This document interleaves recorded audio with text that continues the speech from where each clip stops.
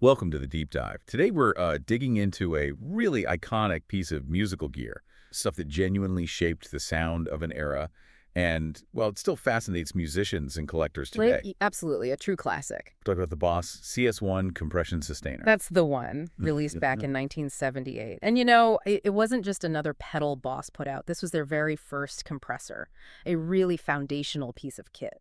Right, so for this deep dive, our mission really is to unpack what made the CS1 so unique. How did its specific sound get into genres like funk and country, early rock? Yeah. And maybe crucially, how did it pave the way for the pedals that came after it? The CS2 and CS3, which loads of people know. Exactly. We'll look at the tech, the tone, why it's still got this special vibe for players chasing that particular vintage kind of squish. Okay, let's go back. 1978. What was the problem Boss was trying to solve for guitarists with the CS1? What was its job back then? Well, think about it. Late 70s, guitarists needed consistency, right? They wanted notes to, hang in the air longer, get more sustain, and they wanted to polish up those clean tones, especially for recording or cutting through a live mix. Makes sense. So the CS1 was built for exactly that, evening out volume levels, stretching sustain, and just giving this clean, kind of refined tone shaping. Super valuable for funk articulation, country clarity,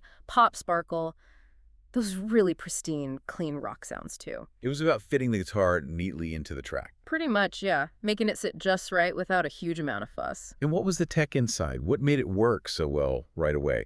I know the later Boss compressors went a different route, but the CS1 had its own thing going on, didn't it? It absolutely did, and this is really key to its unique sound. The CS1 used a VCA.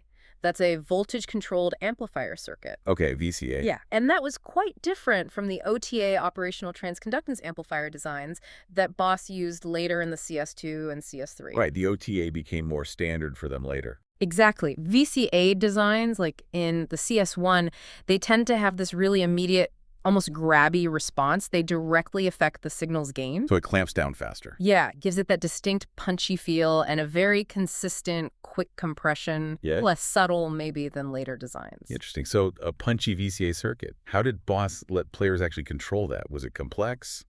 Lots of knobs? No, classic Boss simplicity, really. Very straightforward. You just had a level knob, standard stuff, sets your output volume, Wow. and then a sustain knob. Now, this one was quite smart. It adjusted both the compression ratio, like how much squash you get, and also how long the note sustains. Simple, but effective. Just two main knobs. But did it have something else, that little toggle switch, the one that gave it a voice its successors didn't quite have? Ah, yes. You're talking about the legendary bright mode switch, Yeah. that mini toggle. It had two modes, bright and normal. Right. Normal mode was, well, normal. Smooth, pretty flat frequency response, gave a nice usable warmth for clean sounds, very solid. But the bright mode, yeah, that was the secret sauce. That's why people still hunt these things down. It gave a really significant boost to the high frequencies. Added sparkle. Exactly. Sparkle, cut, crispness, whatever you want to call it. Made the tone really pop, especially good if you had darker pickups or maybe the darker sounding amp. It just gave the CS1 this unique top-end character that, crucially, the later Boss compressors just didn't replicate. So that's the distinctive voice people talk about. It sounds like a pretty noticeable effect then, not subtle. Would you say it has that classic squishy feel? Oh, definitely. It's got that noticeable compression, yeah. You can hear it working. That squishy, or sometimes people say pumped envelope feel. Yeah. It wasn't trying to be invisible like some modern studio compressors. Just a character. It had character, Yeah. absolutely. The compression was part of the sound, but in a really musical way. The attack gets gently squeezed, and then the note just blooms out with sustain. Gives it a lively, almost bouncy quality. And that bright switch, you mentioned funk and country. Yeah, it made it super appealing for that percussive stuff. Funk rhythms, country chicken picking, even reggae strumming, anything that benefited from extra clarity and that crisp attack. And clearly some big names noticed this pretty quickly. Who were some of the early adopters? Mm-hmm. High-profile guitarists using the CS1 back then. Oh, yeah, some huge players. Mark Knopfler from Dire Straits is probably the most famous example. It was all over his early live rigs. Really? For that super clean finger picking. Exactly. That VCA circuit and the specific attack of the CS1 gave him that incredibly articulate, almost glassy pop on every note, made his fingerstyle playing just cut through with amazing clarity. It was totally integral to that early Dire Straits sound. Wow. Okay, who else? Well, you also had the Edge from U2. It likely popped up in his early 80s setups, contributing to that consistent, shimmery, clean chime he's famous for. Makes sense for his sound. And Andy Summers of The Police, he used compression a lot.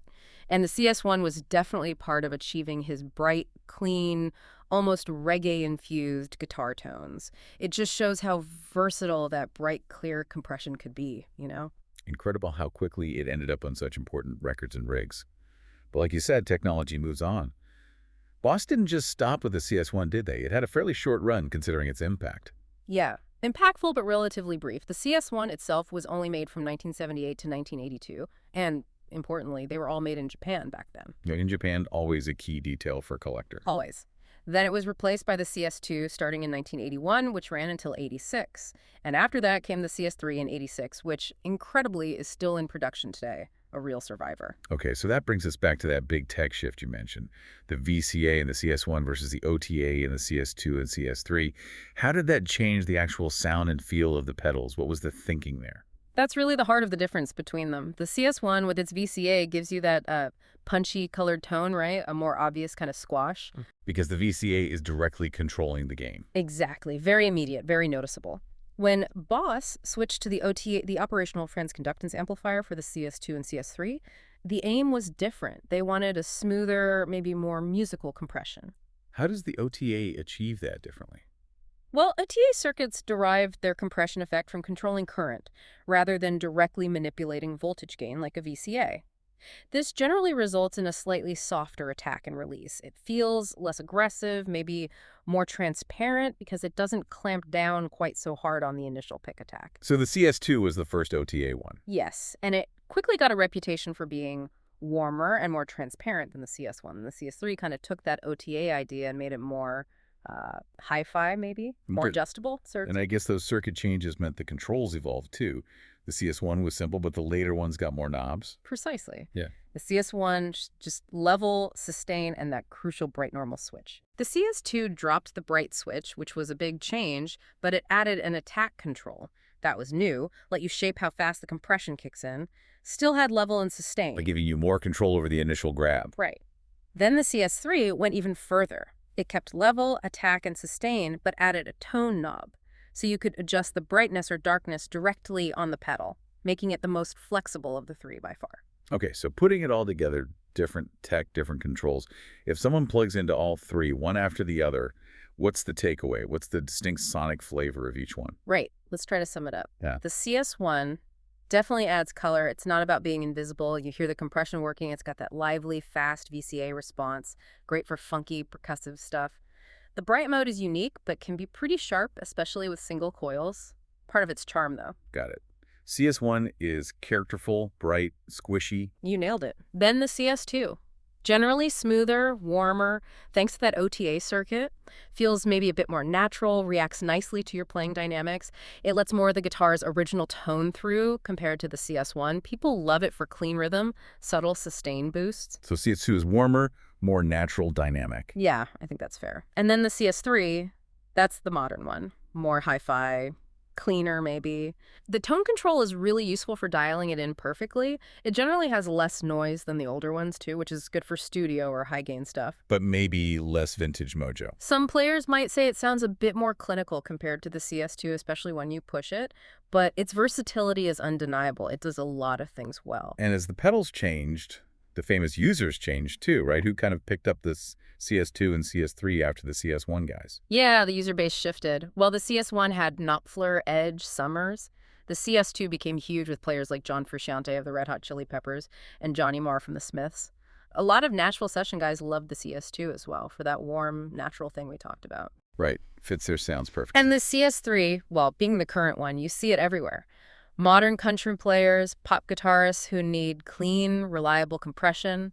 Lots of bass players use the CS3 too. It's just a solid workhorse. So, circling back to the original, the CS1, given its short production and unique sound, what's its status today? Still got that cult following. Oh, absolutely. Maybe even stronger now than ever. Despite being made for only 4 years, it's really prized specifically because of that unique break mode sound. the thing the others don't have. Exactly. There's just a certain voice to it, especially in that mode, that you can't quite get from the CS2 or CS3. That's a massive part of its appeal today. And I guess that translates to collectability. People are hunting these down. Oh, for sure. Those made in Japan CS1s, especially the really early ones with the silver screw holding the foot switch or the ones with the black label on the bottom, they're highly sought after. Prices going up. Definitely. Prices have climbed steadily. It's rarer than the CS2 and CS3, and it has that unique tone. People pay a premium for that combination. There's even a bit of a modding scene, though maybe not as big as for, say, tube screamers. People might do true bypass mods or sometimes tweak the Brate mode to be a little less piercing with certain guitars. Interesting. So if someone's listening and thinking about Boss Compression, how would you quickly compare their market standing today? Okay, quick summary. The CS1 is the rare collectible, valued for its unique Brate mode and punchy VCA sound. Harder to find, more expensive. Right. The CS2 is discontinued, but still very popular. Lots of players think it's the sweetest, most musical sounding of the bunch. Prices are creeping up on those two, especially MIJ ones. The sweet spot pedal for many. Kinda, yeah. And the CS3 is the readily available, affordable, modern option. Super versatile with the tone control, lower noise, but maybe lacks some of the vintage warmth or unique character of the first two for some ears. Polarizing, you could say. Each one definitely has its place. What a fantastic journey through Boss Compression. So the Boss CS1 really was that foundational step, wasn't it?